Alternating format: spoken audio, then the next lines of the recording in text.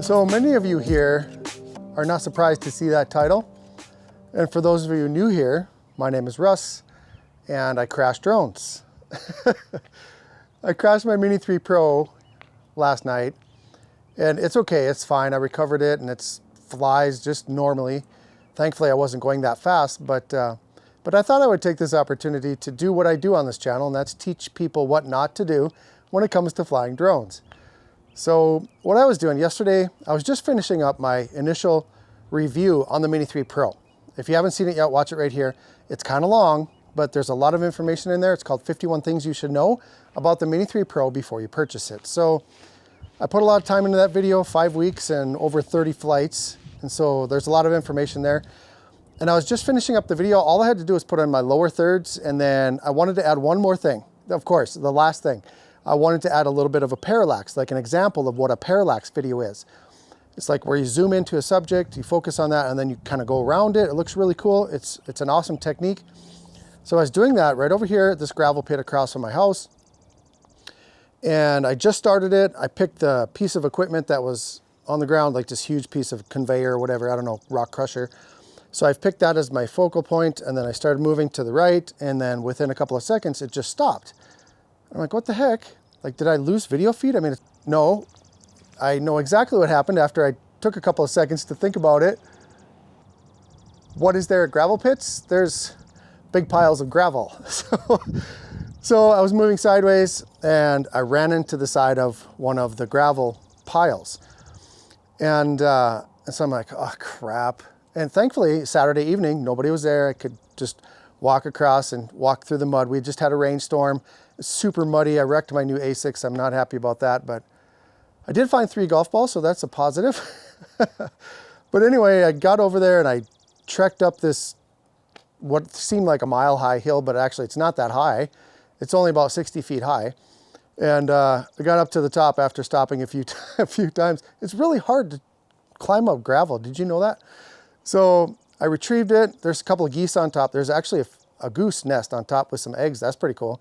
So I flew over there later and got some footage of that. But so I got it and I'm like, I felt like such an idiot because I did one of the cardinal rules, and I wanted to share that with you. That's why I'm posting this video, you guys, because the purpose of my channel has been from the very beginning to share my experiences of flying drones so you guys can learn from it. And a lot of the time I do stupid things, and this is just another example. So normally when you fly in an area that you're not familiar with, I'm very familiar with this area, but normally the first thing you should do, like the very first thing is once you get up, get your drone up, survey the area, find the tallest obstacle in that area.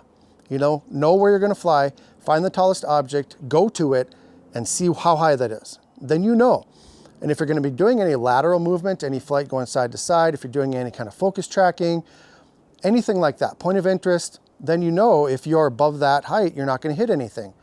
The Mini 3 Pro is awesome with the forwards and the backwards and the downward obstacle avoidance, but it does not have lateral obstacle avoidance. I kind of wish they would have put those, instead of rear sensors, have sideways sensors, because the majority of crashes happen when you're moving side to side. And so my advice to you is anytime you go anywhere, even if you are familiar with it, fly up to the top of the tallest obstacle and just remember that height, and just know if you're gonna be flying below that height, be very conscious of where you are. And I wasn't. Like I just totally like, oh, I'm way above that. But I wasn't. I was about apparently 10 or 15 feet too low. So that's my advice for you guys. I know I'm gonna catch a lot of crap for crashing. I crashed my Mavic 3, but that one was kind of, I really pushed that one. I was trying to fly it in the trees. I was kind of trying to crash it that time. I wasn't trying to crash this one. So thankfully it's fine. It's okay. This thing really is tough. I've dropped it. I dropped it in the kitchen the other day, and it makes a heck of a noise, but nothing broke on it. I hit a tree branch one time, and I thought a propeller for sure would be cracked, but it wasn't. It's fine. So it's a tough little drone. I think it helps being so lightweight. Like even if it does fall to the ground, it's lightweight. You're not going to like destroy it, just a couple of minor injuries. So But that gimbal is pretty vulnerable. Gimbal really sticks out there. The benefit of having that is you can go up to 60 degrees with the gimbal, and you can go like way down. It's so good, you guys. It's so good. The range on that gimbal, you know, yeah, it's really, really cool. So anyway, like I said, if you haven't watched my full review, I'll put it down in the video description. And let me know if you have any questions, you guys. I got a lot more videos coming on this drone. It's going to be really, really popular. I think a lot of people are going to really buy into this drone just because of how light it is. You don't have to register it. You're not going to have to worry about remote ID. So there's so many reasons to get this thing. So anyway, thanks for watching, guys. Have a great day. And as always, fly safe and fly smart.